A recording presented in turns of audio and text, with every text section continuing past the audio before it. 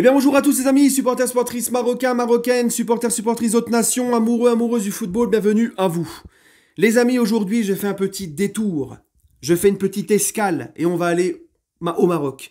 On va parler du Maroc les amis, oui parce que déjà j'avais promis aux supporters du PSG d'origine marocaine ou même ceux qui me suivent au Maroc, parce qu'il y a beaucoup de Marocains supporters du PSG qui me suivent au Maroc, notamment le PSG Fan Club au Maroc qui me suit depuis Casablanca. Donc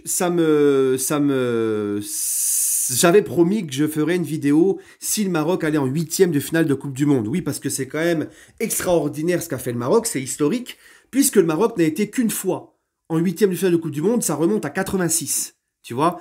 Et la dernière fois que le Maroc a remporté une victoire en Coupe du Monde, c'était en 98. Et ça ne leur avait pas suffi, ils n'avaient pas passé les poules. Et je suis très content pour plusieurs raisons. La première, les amis, c'est parce que le Maroc, vous savez un petit peu, pour ceux qui me suivent depuis un petit bout de temps, mais ceux qui me suivent récemment ou même ce soir, qui me découvrent, moi, sachez, les amis, que je ne suis pas marocain, mais le Maroc fait partie de ma vie. Puisque mes parents ont divorcé, j'avais 5 ans, c'est mon père qui a eu ma garde, et 2 ans plus tard, mon père s'est marié, j'avais 7 ans, avec une femme du Maroc, une Kenitria, une femme de Kenitra. Mon père a sa maison là-bas, depuis tout petit je vais au Maroc, j'ai grandi avec les deux cultures, j'ai été baigné dans les deux cultures, et le Maroc fait donc partie de ma vie. Je n'ai pas de sang marocain, mais dans mon cœur j'ai le Maroc. Voilà, c'est comme ça. Tu vois, j'ai un lien avec le Maroc, j'ai grandi avec ce pays, c'est comme ça, voilà. Donc je suis très heureux, très fier déjà pour ça, et ensuite pour tout le continent africain. Parce que l'Afrique, les amis, il n'y a pas que le Maroc, il y a le Sénégal aussi qui s'est qualifié pour les huitièmes de finale de Coupe du Monde. Et dommage pour la Tunisie, hein, ils auraient pu le faire, mais dommage, c'était à cause de la victoire de l'Australie. On espère que le Cameroun et le Ghana suivront.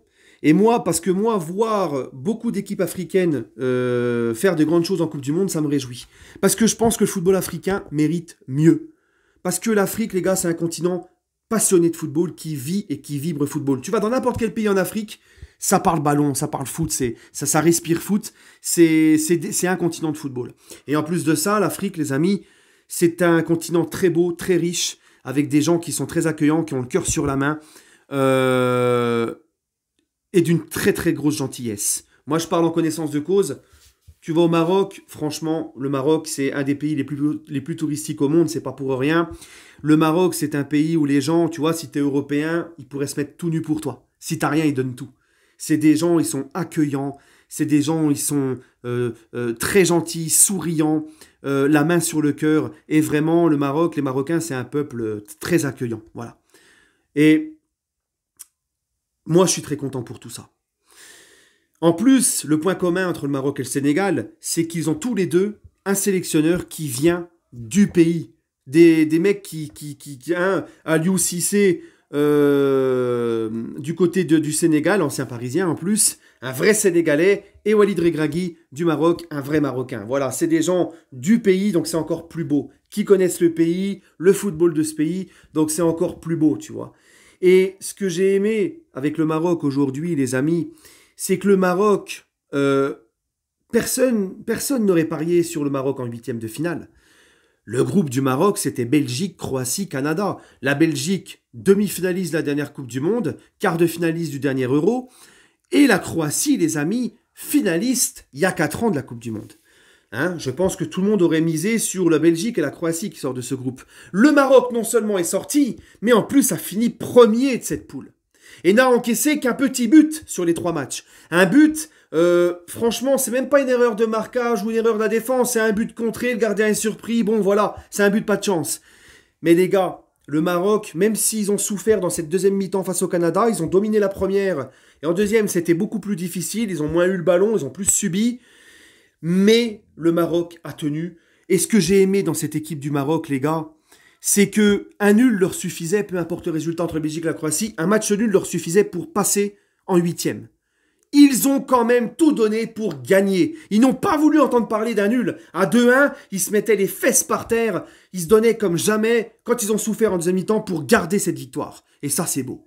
Ça, c'est magnifique. L'état d'esprit du Maroc tout au long du cours de la compétition, depuis le début, c'est magnifique. Le pressing, la générosité, le cœur qu'ils mettent sur le terrain, dans les duels et tout, c'est magnifique. Et même au niveau du jeu en une touche, en deux touches, ça joue vite, ça presse, ça met de l'intensité. Vraiment, le Maroc, depuis qu'Ari Regragui, ils ont passé un cap. Alors, on va pas cracher sur Ali Lodzik, parce qu'Ali Lodzik, c'est quand même un entraîneur qui a emmené le Maroc à la Coupe du Monde, c'est lui qui les a qualifiés. Il les a emmenés quand même en quart de finale de Coupe d'Afrique, ça faisait un petit bout de temps que ça n'était pas arrivé au Maroc. Donc il ne faut pas non plus lui cracher dessus. Mais voilà, Vahid, c'est un homme qui est très dur, c'est un homme qui n'est pas un homme qui unit un groupe. Voilà, ça ne dure pas longtemps, sa méthode dure, elle ne dure pas longtemps, les joueurs s'en lassent très vite. Moi je me rappelle quand j'ai regardé la dernière CAN du Maroc, au niveau du jeu, c'était très très pauvre, très très faible. Et Regragui a fait franchir un palier au Maroc sur ça. Regragui, les gars, je pense que si là, le Maroc aurait gardé Ali Lodzik, je pense pas que tu passais la poule. Regragui a fait franchir un palier au Maroc, au niveau du jeu, du cœur, de l'unité de ce groupe, l'état d'esprit, tout, et même dans le jeu, et même dans le choix des hommes. Parce que Regragui a rappelé Mazraoui et Ziyech, des mecs avec qui Ali Lodzik était en embrouille et qui venaient plus en sélection.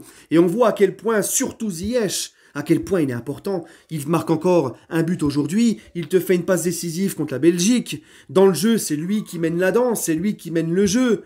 Tu vois? Non, et puis d'ailleurs, Ziyech, un joueur très sous-coté. Amrabat aussi, joueur très sous-coté, qui à chaque fois fait des gros matchs avec le Maroc, mais la Fiorentina. Si Amrabat était brésilien, il s'appellerait Amrabatinho, il serait dans un plus grand club déjà. Un joueur très sous-coté. Non, vraiment, vraiment les amis, soyez fiers. Soyez fiers les Marocains. Soyez heureux, soyez fiers, allez faire la fête, allez fêter cette victoire, bien évidemment dans le respect, parce que ce que j'ai vu à Bruxelles, c'est honteux, c'est inadmissible, mais encore une fois, c'est une minorité qui salit une majorité, qui salit tout un peuple. Au Maroc, par exemple, ça fait la fête, il n'y a aucun problème. Donc ces mecs-là, ils salissent toute une majorité, tout un peuple, ils salissent le Maroc, et c'est vraiment dommage, mais bon, qu'est-ce que vous voulez, des abrutis, il y en a partout. Voilà. Voilà, même la Belgique, tu vois, parce que ça s'est passé à Bruxelles, même la Belgique, à l'époque, je me rappelle, avait cramé le drapeau de la France. Voilà. Des abrutis, il y en a partout comme ça, des mecs qui crament des bagnoles, il y en a partout, des mecs qui crament des drapeaux. Malheureusement, c'est comme ça. Mais en tout cas, moi, je suis très heureux de voir cette joie au Maroc. Là, c'est déjà la fête, c'est déjà... Ça leur ramène du bonheur dans leur vie et ça me fait vraiment plaisir. Voilà, les amis. En tout cas, prenez soin de vous. Et allez le pari. Maintenant, tu vois, je me dis, s'il y a un France-Maroc à la Coupe du Monde, je vais quand même être pour la France, je suis français. Mais j'espère que le Maroc, ils vont aller très loin. Et puis même si le Maroc rencontre la France, on ne sait pas, on ne sait jamais. Et puis que le Maroc passe la France, je serais quand même content pour le Maroc. Et puis après, je serais pour le Maroc s'il n'y a plus la France, bien sûr. Allez les amis, prenez soin de vous. En tout cas, je peux vous le dire que si le Maroc continue à jouer comme ils ont joué là depuis le début de la compétition, ça va pas être facile de les sortir. Voilà. Allez, prenez soin de vous les amis, et allez Paris, dis-moi le Maghrib, et allez les Bleus!